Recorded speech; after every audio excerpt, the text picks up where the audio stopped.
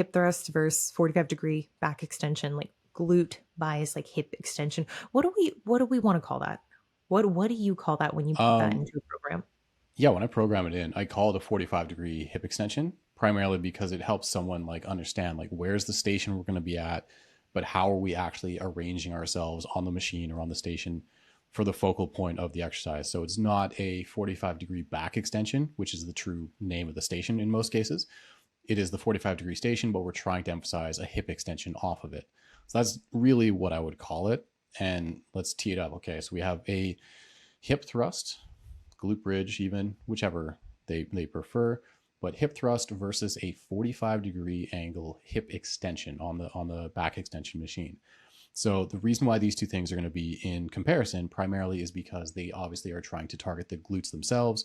But if we start to draw in things such as the length tension relationship, which is something that gets extremely, I feel like, overplayed in a lot of ways as of late, primarily from the aspect of people thinking that they need to play length tension relationship bingo, where I need to hit a shortened, a mid range, and a lengthened position for every muscle group every single time I train. It gets a little bit of overemphasized play where there are other aspects of exercise selection that probably take precedent in a lot of ways, but that's a sidebar conversation for probably later in the day. So 45-degree hip extension, glute bridge, hip thrust, they trained a quote unquote more shortened glute.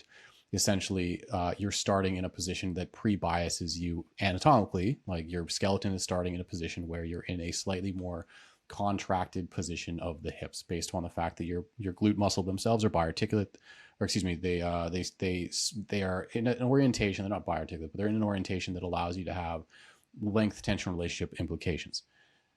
So the main idea here, they train the shortened position. Cool. People will go to bat almost in a cult-like fashion for the hip thrust, or they'll talk it down. I'm not saying to the same extent, but they'll shit all over the hip thrust because it does have very obvious failings from at least a skilled execution standpoint that will get in the way of someone being able to get what the most meaningful thing is in your training, which is high degrees of tension from whatever exercise you're attempting to execute, but on the target tissue specifically that you care about. So something like a hip thrust, one of the major issues is not that it's not the greatest exercise for glute, but blah, blah, blah.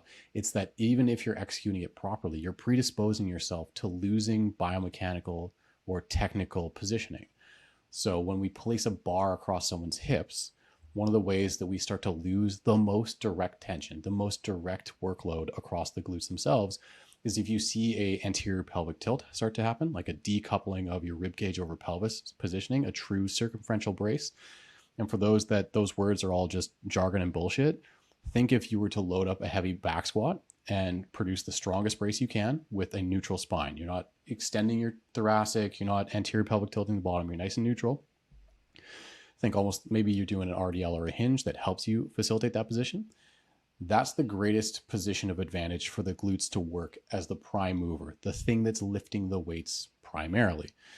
Otherwise, other muscles are going to be more predisposed to potentially add on to that equation because in a decoupled rib cage over pelvis stack, your brace is now, instead of being nice and circumferential, nice and stacked on top of itself, it's a little bit decoupled, disjoint. You have an anterior pelvic tilt or a T-spine hyperextension going on. Well, now your glutes are also acting as a secondary stabilizer of the pelvis. So your hip region itself, the glutes themselves are trying to make sure that the low spine, the SI joint, the sacral area in general isn't just wobbling around while you're trying to produce force. Got it. Producing force in two different directions at the same time isn't necessarily the greatest for just hauling ass and getting a muscle close to failure in your targeted area. So that's one of the major reasons why a hip thrust becomes more difficult for people to get the real juice from the squeeze in terms of, okay, let's really prioritize this over, say, something like a 45-degree hip extension. This isn't to say that a glute bridge or a hip thrust has no value. If a muscle is contracting against resistance, even against resistance bands to a young enough training age, if it's contracting against resistance, that is some form of stimulus. The decoupling effect, it doesn't net zero what's happening, but it does make it more difficult to get the absolute amount of stimulus you're chasing. Enter, by comparison, like I said, the 45-degree hip extension exercise. So you're essentially trying to set up the pad such that it basically facilitates a hip hinge. You're lining it up at just the right position around the hip level that's not going to impede you from folding over it, not just flopping over, but literally trying to hinge by sending your hips back across it. But the fact that your torso is facing the floor the entire time as opposed to facing the ceiling, that pattern of movement helps to keep your rib cage over your torso alignment, despite the fact that you're going through a dynamic exercise like hip extension. So that's where a lot of the arguments will occur. A hip thrust, generally way more loadable, but way easier for people to lose position and lose some of the value of what the glutes are trying to accomplish. If you take your time and build it up systemically over time, being like, let's address any and all weak points from a technical standpoint, an individual muscle standpoint, biomechanics, and so on and so forth, it can have a very long life and a very large amount of value to your program. However, those things are at odds with other exercises that might be in your program, like a split squat, like a squat proper, even a glute drive that's a little bit more stable on your behalf. There are things that it requires to be as effective as possible that detract from other aspects of your program. The 45-degree hip extension, very low barrier of skill, loadable-ish.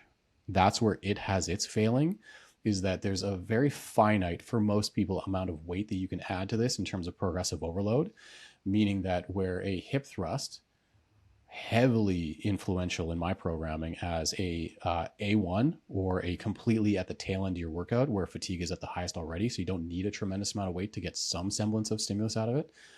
The 45-degree hip extension similarly probably lives pretty early or pretty late in the program, not because you need it from a skilled standpoint or scaling standpoint, but because it literally has a ceiling of loadability for most people. So it's going to help you target your glutes as effectively as possible, whereas the hip thrust itself makes it a little bit more of a skilled component to really get what you're trying to get out of it. But where the 45-degree hip extension helps you target the glutes as easily as possible, it has a very low ceiling, relatively speaking, than, say, a barbell exercise like the hip thrust. So they are doing very similar tasks. One facilitates skilled execution, but has a low ceiling of progression. One has a higher ceiling of progression, but requires you, for the love of God, to treat it as a progressible exercise.